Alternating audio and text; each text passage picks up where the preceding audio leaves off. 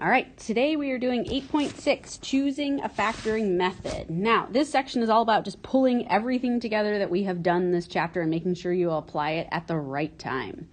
So, just a quick reminder, again, this is from our textbook in the 8.6 section, is our steps. So the very first thing we always want to look for is our greatest common factor. No matter what type of factoring you're going to do, you always look for GCF first. Second step on here is if it has two terms. So our binomials, you're going to want to look for the difference of two squares. Again, difference being that subtraction. Step 3 is if it is a trinomial, so 3 terms. We are looking to factor that guy, looking to factor. And again, always make sure we check for common factors at the end. So anything that we can simplify and write a little neater. All right, so let's just dive into some examples that we have today. There's 5 of them. So again, gentle reminder, we are always looking for GCF first. So as I look at my numbers, this first term is negative. So I know I'm going to take out a negative. I got a 2, a 16, and a 32. So I'm going to take out a 2 because that's the biggest number that goes into all of them. Then I'm looking, I've got at least an X, and an X. So all my terms also have an X. So I'm going to add that to my GCF out there. And then I can't take out anything else because there's just Y's in there. So let's see what we're left with.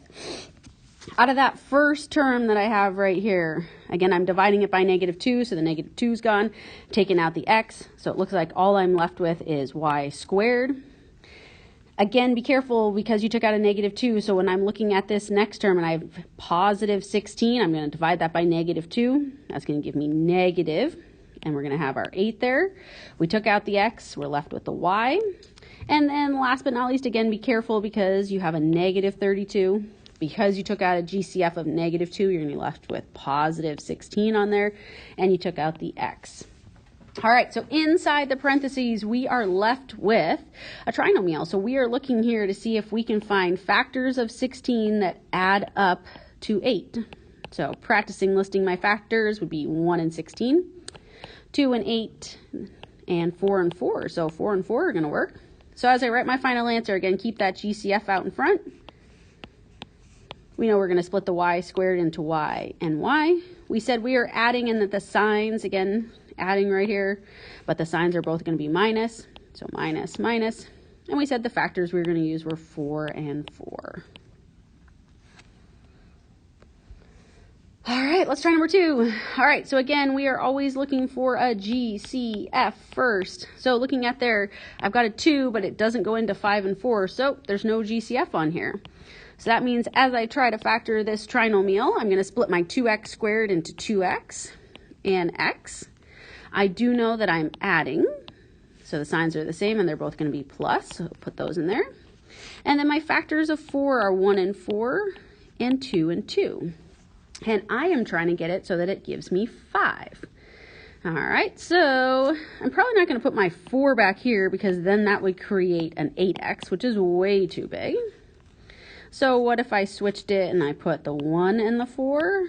Okay, that would give me a 2x and a 4x. Okay, that's not going to give me 5 that I wanted in there.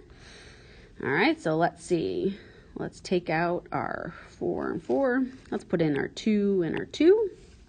All right, so we would get a 4x there. We would get a 2x there. All right, so that's not going to work either because that's not going to give us the 5 in the center. So this guy cannot factor. All right, let's try another example. So we got a 3n to the 4th minus 15n cubed plus 12n squared.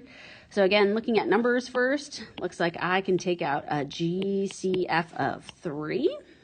And then as I look at my letters, all of my terms in here have at least an n squared. So I'm going to take that out.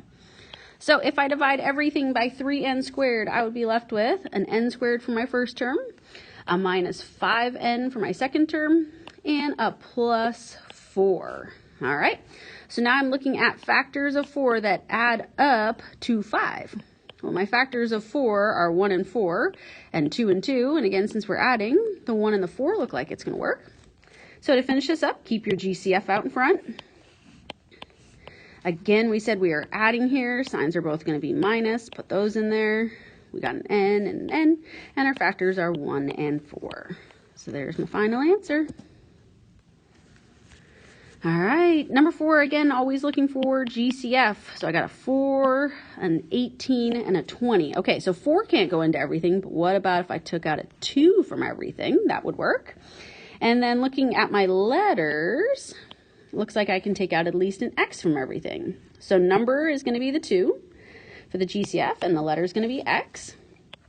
Let's talk about what we have left. So 4 divided by 2, that'll give me 2x squared. Plus 18 divided by 2 gives me 9 with the x. And then we have 20 divided by 2, which gives me 10. So again, nice that we have factors of 10 that are going to add up to 9, but don't forget about this little 2 that it's working with. So I'm going to write my factors of 10 so I don't forget. I'm going to get stuff set up. So keeping out my GCF, I know for sure to split the 2x squared, we're going to have 2x and x. Again, we said the signs were the same, and this time they're plus. All right, and I'm trying to get factors of 10 that work to give me 9. If I put the 5 and the 2 back here, that's going to give me 10x plus 2x, which is too large. So what about if I did a little swaparoo and I did 5 and 2?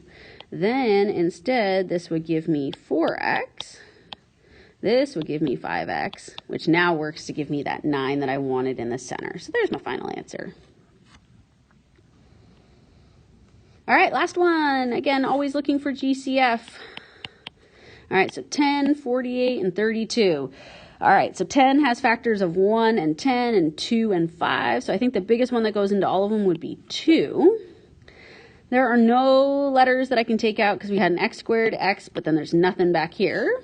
So it looks like I'm just taking out a 2, leaving me with 5x squared plus 24x plus 16. All right, so keep that GCF out there. All right, we know we're going to have a 5x and an x. Again, it's been convenient today. We are adding. The signs are both plus. All right, factors of 16, 1 and 16, 2 and 8, and 4 and 4.